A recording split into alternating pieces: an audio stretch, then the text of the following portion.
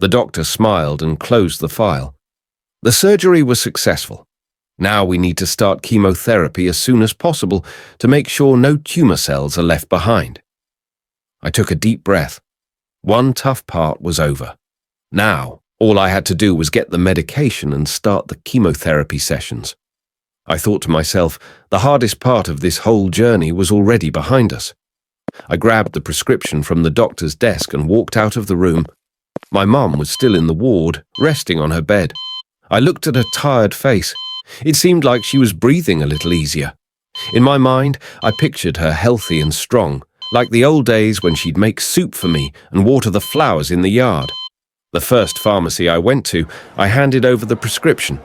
The pharmacist looked at it and immediately said, "We don't have this medication. It's been scarce for a while because of US sanctions." For a second, I was shocked. "Where can I find it?" He shook his head. "I don't know. Maybe at central pharmacies or the black market." The black market? That word sounded strange to me. Shouldn't the medication be right here, in the pharmacies? I couldn't believe it. I went to a few more pharmacies. Every time I showed the prescription, the same thing came up. "We don't have it." By the time I got to the fourth pharmacy, my hand was shaking as I handed the prescription over.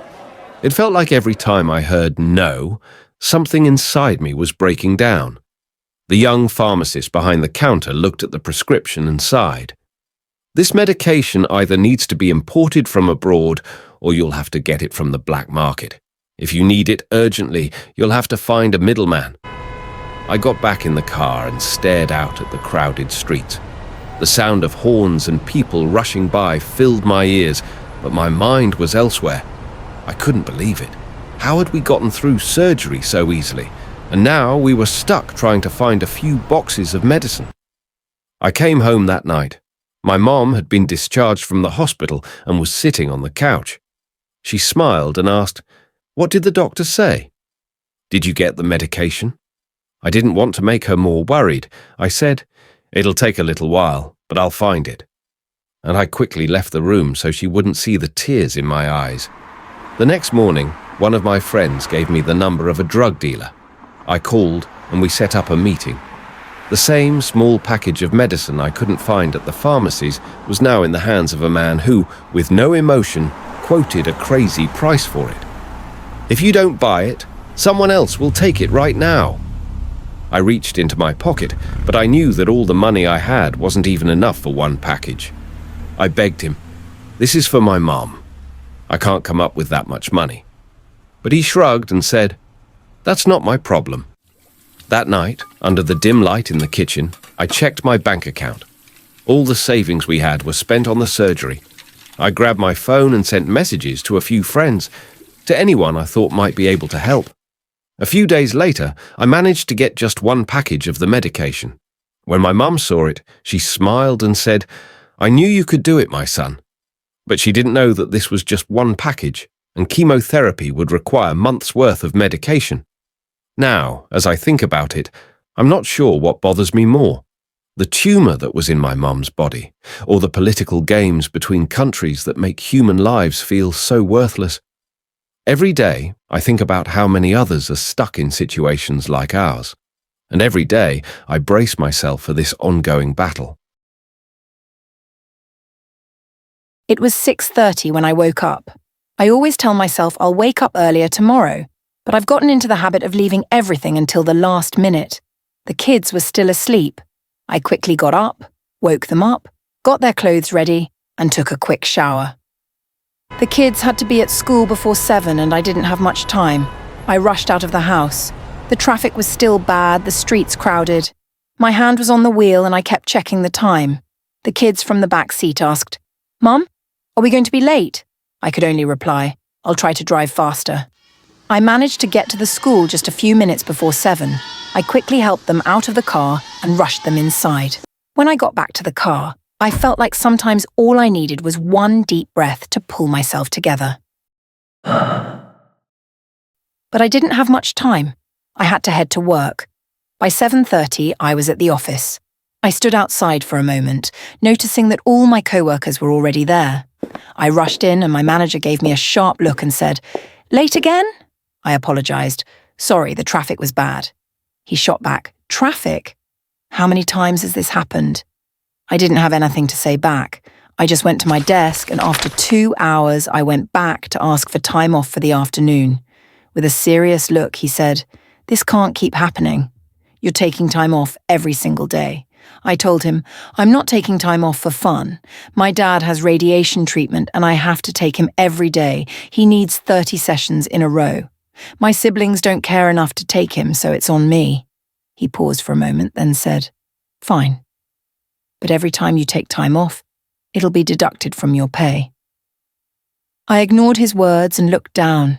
I couldn't tell anyone at work about all these problems. I just had to deal with it. I left work in a hurry to take my dad to his radiation session. When I got to the hospital, as always, parking was a nightmare. Everything was crowded. I finally found a spot. I helped my dad out of the car and pushed him to the hospital. His eyes were getting heavy, and I had to wheel him inside. I'll never forgive myself for not being able to take better care of him, but I don't know what else to do. He looked at me with tired eyes, like everything had been taken from him. "Thanks for bringing me, sweetheart," he said. I didn't want to cry.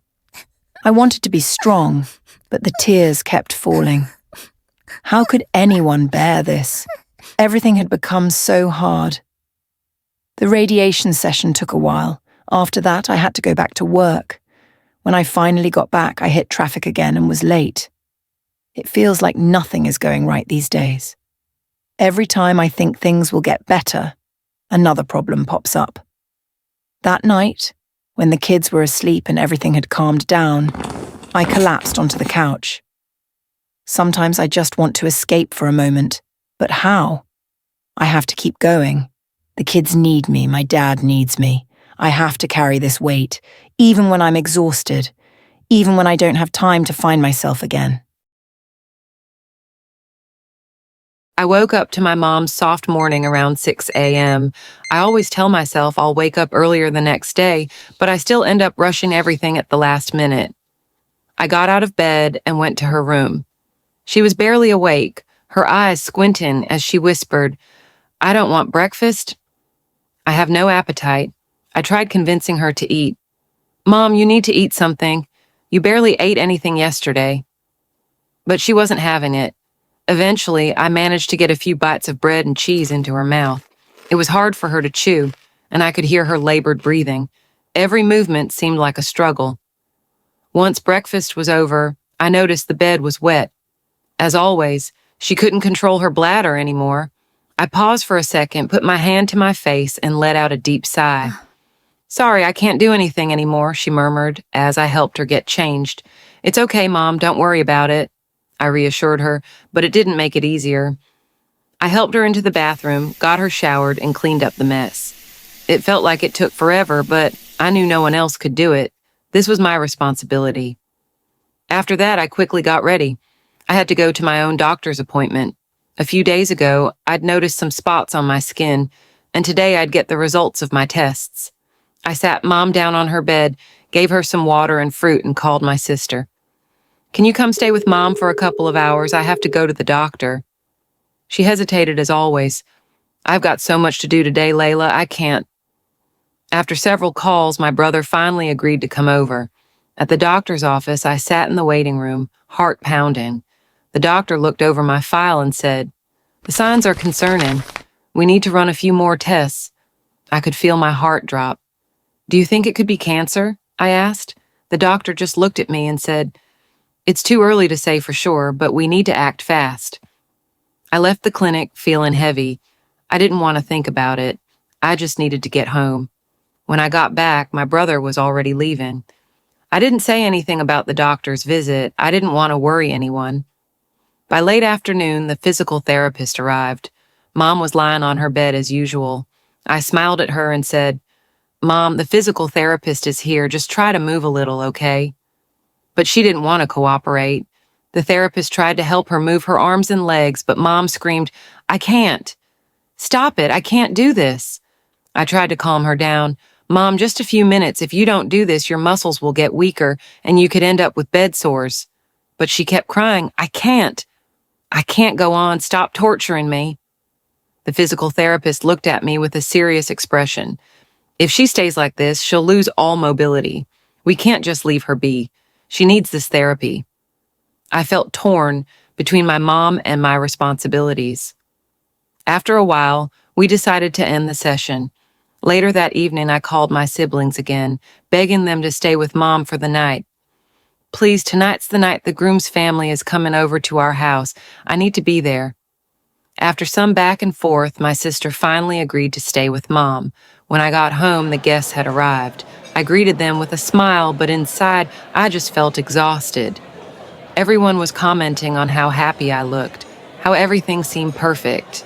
I smiled and nodded, but in my mind, all I could think about was my mom and my own doctor's visit. Finally, when the guests left and the house was quiet, I collapsed onto the couch. Everything felt like it was weighing me down. Mom, the kids, my family, and now, maybe even myself. How was I supposed to carry all of this? I didn't have an answer, but all I knew was that I had to keep going. For her, for my daughter, and maybe for me too.